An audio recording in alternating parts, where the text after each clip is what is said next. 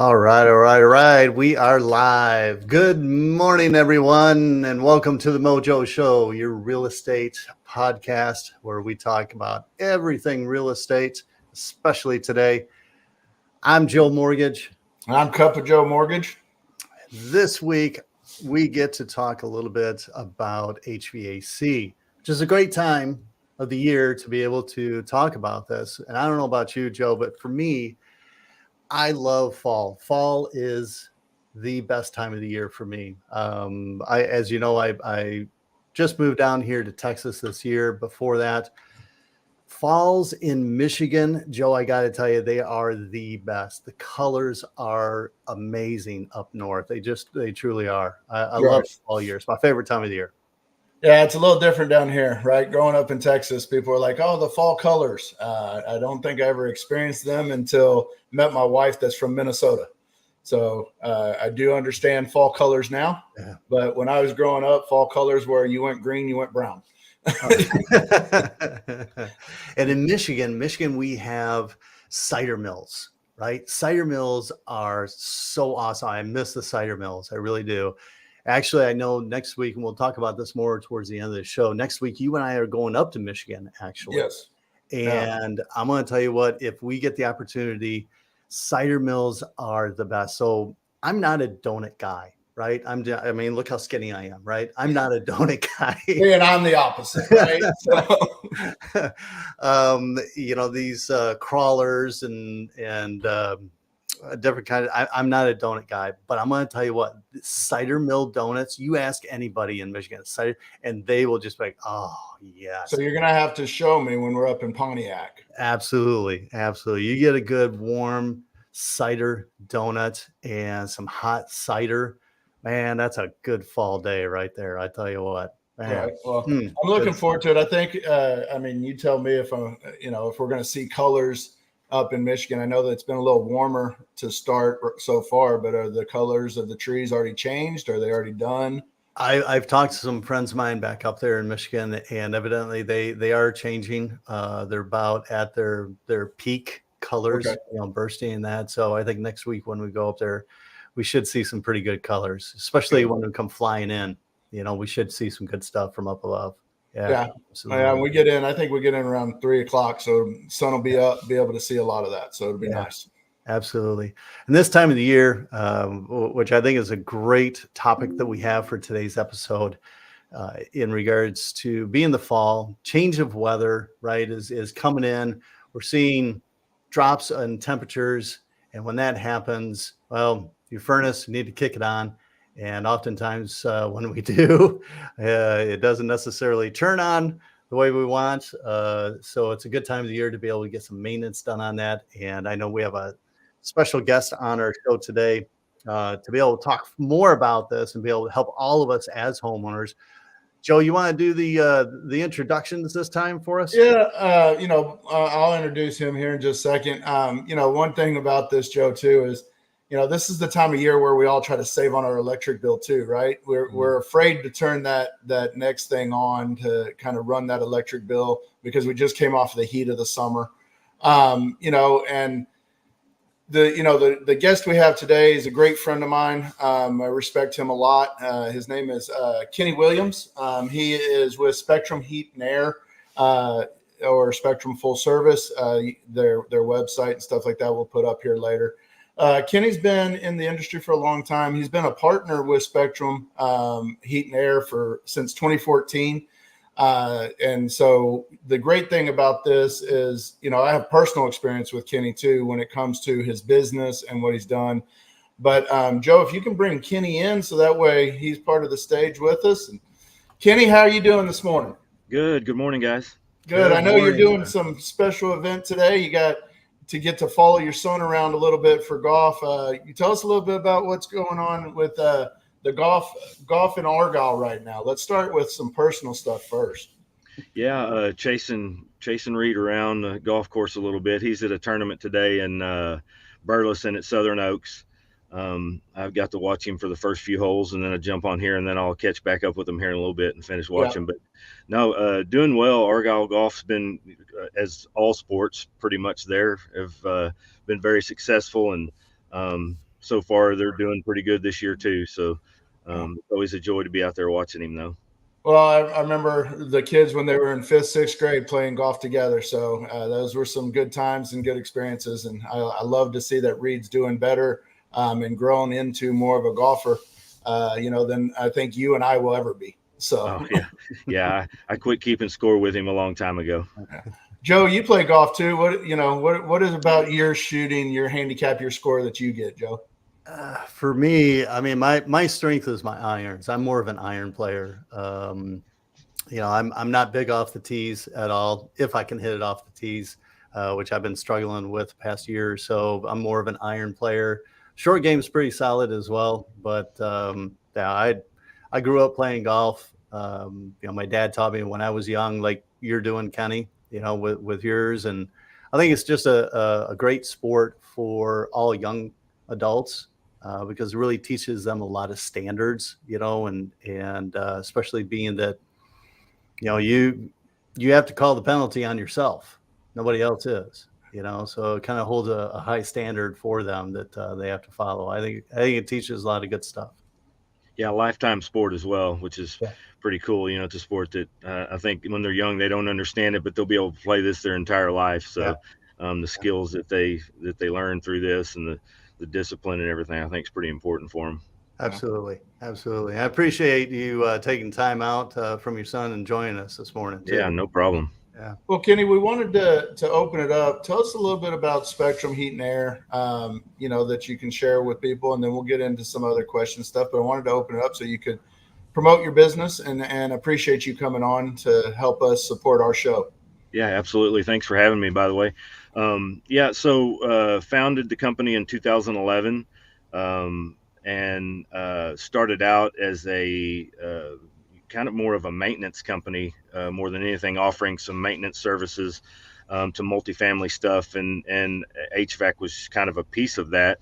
It morphed a little bit over the next couple of years and really went full blown HVAC and not so much of that. When I said maintenance, I was thinking facilities maintenance type stuff, doing some those type jobs. It kind of let some of that stuff go and then went full bore into the HVAC. And the company was started with my two partners in 2011, and I joined the partnership in 2014. We offer commercial and residential HVAC services. We do maintenance, service, replacements, installations, all that on both sides. Our territory is much larger for the commercial segment of our business. We go all over DFW, greater DFW, really, I guess would be the better way to put it. And then on the residential side, we have a little bit tighter circle. We do Denton County and a little bit of Cook, a little bit of Grayson, a little bit of Collin. We try to keep the residential service area a little bit smaller so that we can serve our customers a little bit better. From a residential standpoint, that stuff, the needs are different in those two segments. So we felt the need to, keep a little bit tighter circle on the residential stuff. But yeah, that's kind of it in a nutshell of what we do. Okay. So, and where is the company based out of? Our office is in Aubrey. Okay. You used to office in Denton for the first several years we were there in business. We tried to find a place that was big enough to house us, and we needed to move out of Denton a little bit to get something at the time that was a little more affordable. So we found a place up in Aubrey, and it's been great. We're now kind of a little bit in the market to expand a little bit back south and maybe get a satellite office south of Denton somewhere, because of all of our people going on the commercial side, going pretty much south from Aubrey. We're trying to get maybe a little satellite office down a little bit further down south at this point. It's great where we're at for our residential stuff because we can still cover, Denton County pretty well. Okay. And, so give us some little helpful hints for homeowners, what they should be doing, on a routine basis with their HVAC units, just so that way it prevents some of the bigger maintenance, things that might come up. But can you give some helpful hints on what they should be doing on a regular basis and timing on it? Sure. Yeah, sure.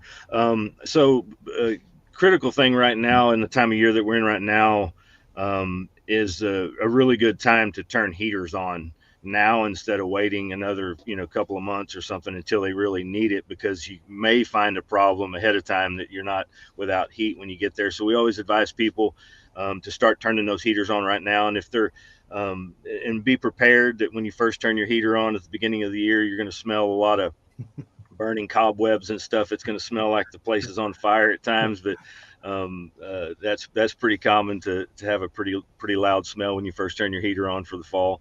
But no matter fall or spring, the main thing that people can do themselves is change filters.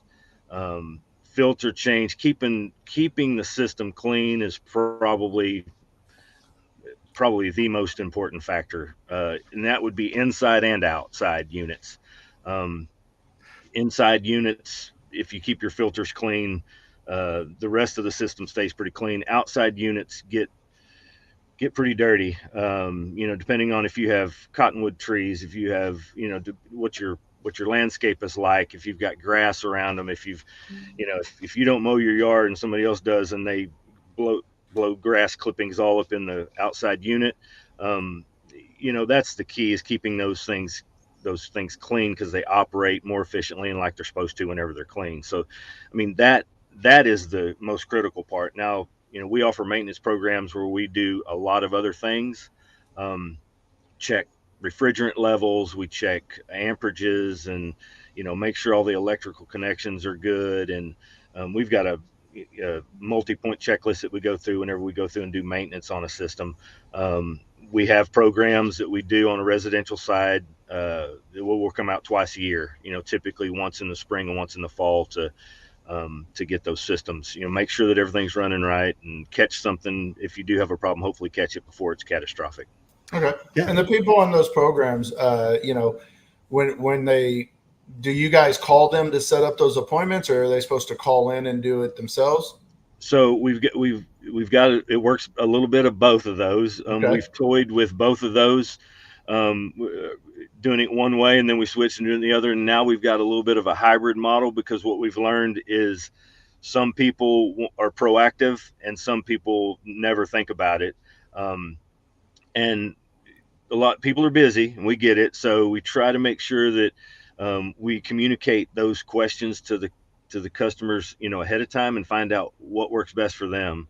Um, we do need to be in the house, so it is something that we have to schedule. But yeah, so the answer to that is we kind of work it both ways, because sometimes when we try to schedule them a lot, people, when people are busy, it's really tough. So we go, okay, well, you tell us when you want us to come. So it's both. Well, I'm part of that program, so I've got to reach out and get that scheduled for the fall. So thanks for the tip on that one. Yeah, we send out, one of the things we started doing is sending out reminder postcards too, that helps people do that. At the end of the day, it's hard because HVAC units are out of sight and out of mind a little bit, and it's hard to think about it when everything's working fine and you don't really have any issues, but it is truly important to do maintenance on those things. Okay. Kenny, wanted to ask, and sorry to back up a little bit from what you had said, because I know, as you had mentioned, one of the critical things that we all can do as homeowners is change the filter, right? How often should we be changing that filter? I always hear, and so I'm really want to know from you, the expert, should we do it twice a year, once in the spring, once in the fall, or once a year? What's best to do on that? So there really isn't there's not a specific answer to that, because it's very dependent on conditions in the home. It's dependent on the type of system that you have. It's dependent on the type of filter that you have. So somebody that's running a 1-inch filter in a return grill, which is one of those in the ceiling that you can pull down and change out from inside the room, those tend to be needed to be changed a little more often. If you've got a 4-inch filter on your unit, which has got much more filtration area, sometimes those don't need to be changed quite as often. We always recommend a minimum of twice a year, but that's, I would say, a minimum. Ideally, I would say, just as a general rule, once a quarter is the best, Oh, probably that the optimal. best, Okay. the best answer. Yeah. Um, that's again depending on, wood floors. If you have wood floors and pets, Mhm. your filters are going to get, you're going to get Yeah. dirtier than a house that's got carpet, because ultimately your carpet becomes some of your filter. Yeah. Um, so it is really dependent on a lot of different things. Okay. Okay. Okay. Good. Well, and this is kind of an off-topic question. What about like getting your air ducts cleaned? Is I was that thinking the something same like thing. my house? Built in 2001. I'm not the original owner, and I don't think they've ever been cleaned. Is that something that is recommended to get the air ducts cleaned? Is that a true thing that's out there, or is it these commercials that lead you to the scare tactic that there's these dust mites everywhere? Well, I want to be careful, um, that I'm not disparaging anybody in the air duct cleaning business. We don't do duct cleaning. Um, there are lots of companies out there that do that. I would say that if your home is our homes, Joe, I mean, you built around the same time, probably 20 years old or something like that. If you've changed your filters and you've done everything even kind of close, I'm not saying that you're not going to have some stuff in those ducts, Right.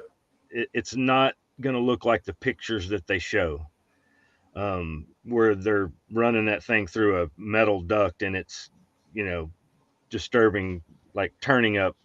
You've seen them churning up Right. stuff.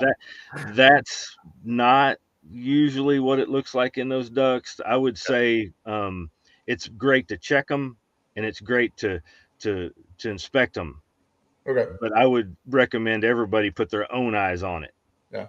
The funny thing is I actually did air duct cleaning in high school. I worked for a company that did it. Did you? So getting Oh in the wow. attics in the middle of summer is not fun. So I can only imagine when you guys are putting in units too.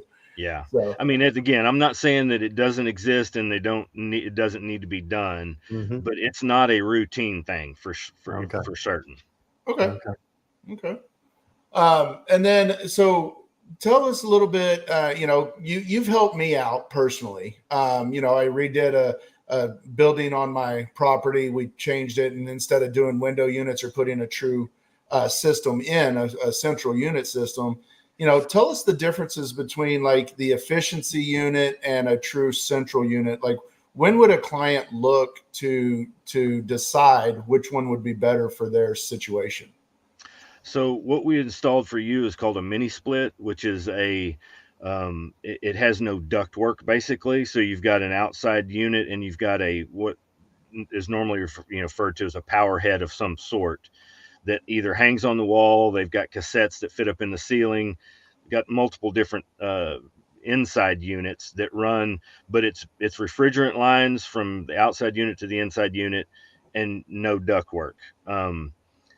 So and they're much higher SEER. Those units were an average system, conventional split system right now, where the minimum standards are 15 C, 14. I think that's in the process of just changed to 15 SEER. So, but that's what the bottom level is, and you get up to 20, 22 SEER in some of the high efficiency split units.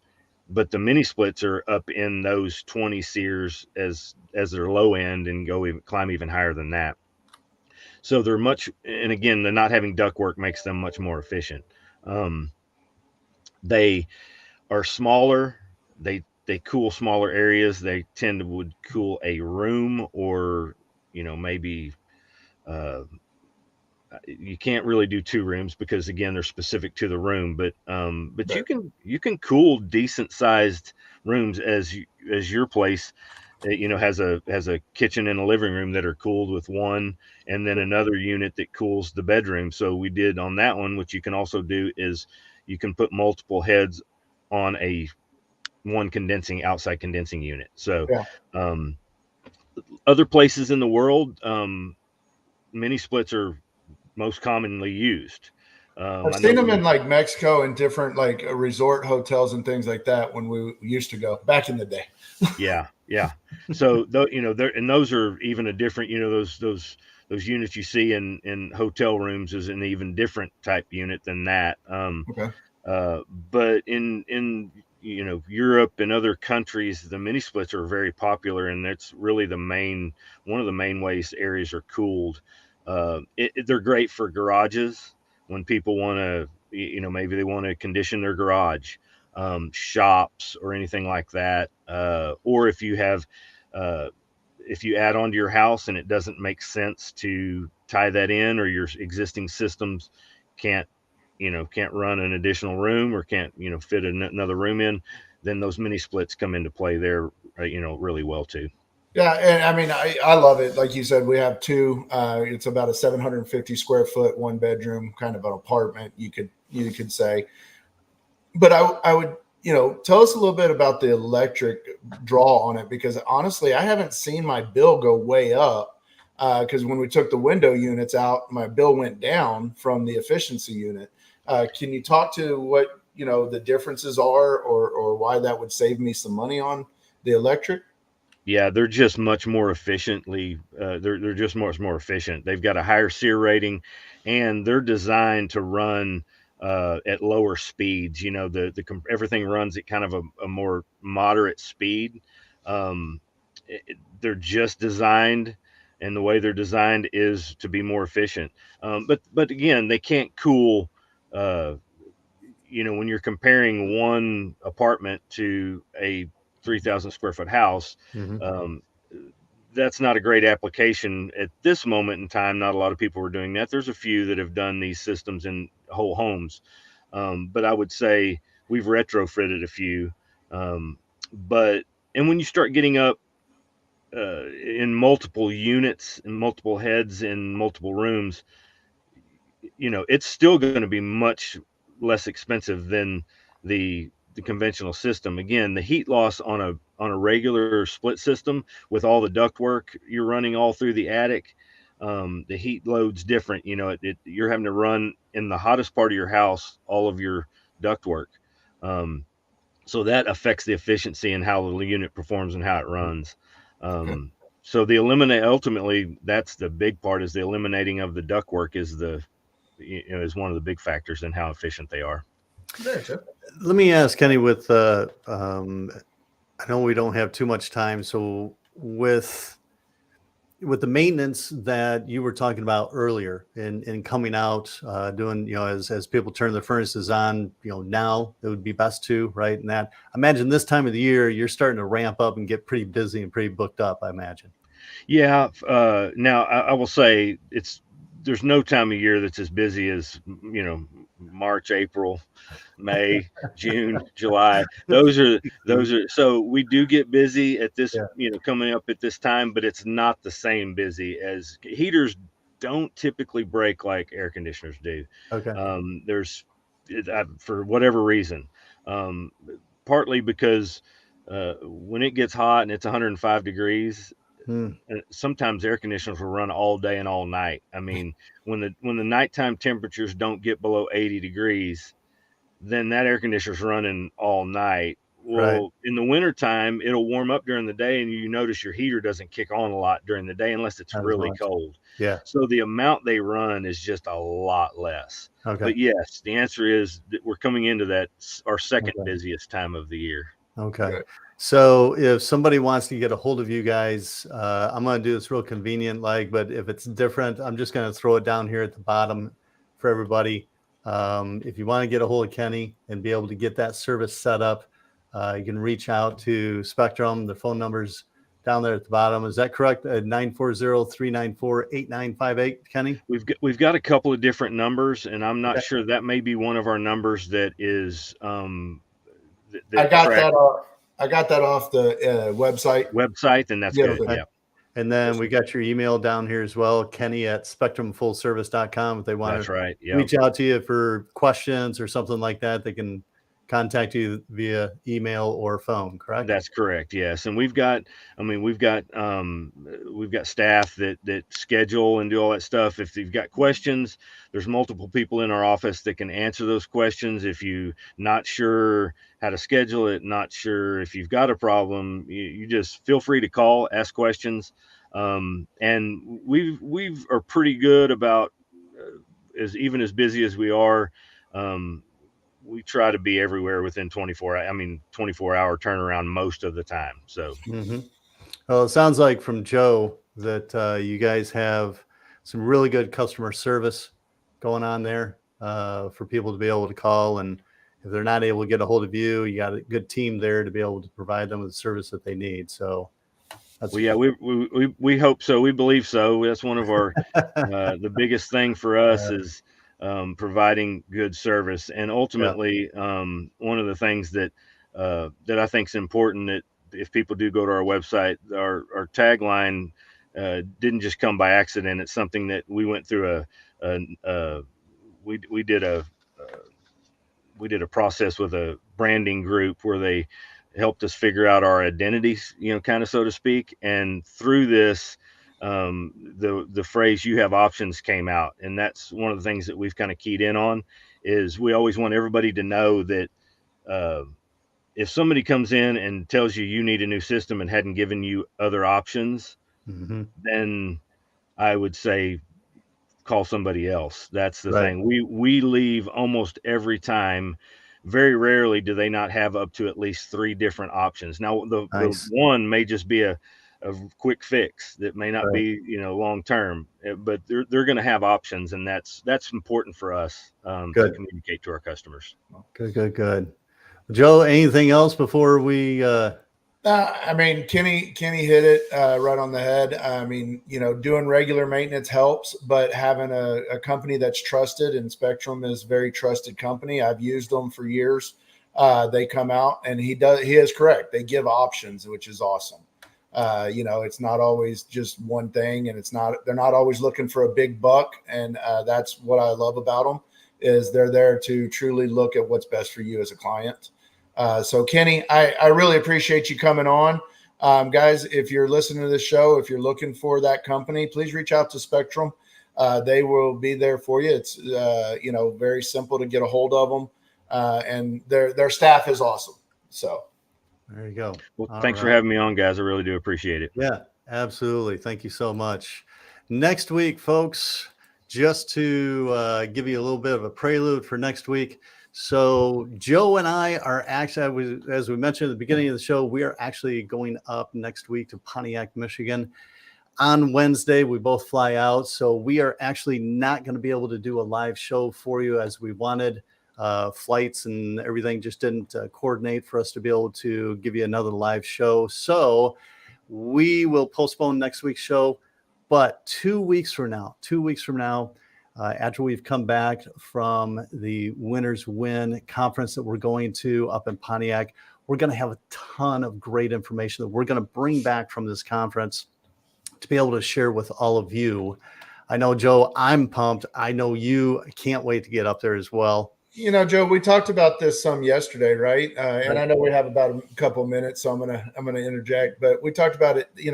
People think that we're in a down market, a losing market, and we're not. We're in a high interest rate market, but our housing market is still strong. People are still needing to buy homes. There are ways that we've talked about in the past on the 2-1 buy down and stuff like that. So, we need to change the mindset that this is still a great market to buy a house. And I'm looking forward to this Winners Win and the Agent Connect and things like that. So I can't wait to bring that back. Absolutely. Can't wait for that show. A lot of good information we're going to bring back for all of you. In the meantime, though, I want to thank everyone for tuning in and listening to the Mojo Show. Please like, follow, share, subscribe. And if you have any questions at all, you can definitely email us down below there, the Mojo Show podcast @gmail.com to reach out for any questions on today's show or any other mortgage, real estate information that you're looking for. Otherwise, I'm Joe Mortgage. He's Cup of Joe Mortgage, and we'll see you all next week.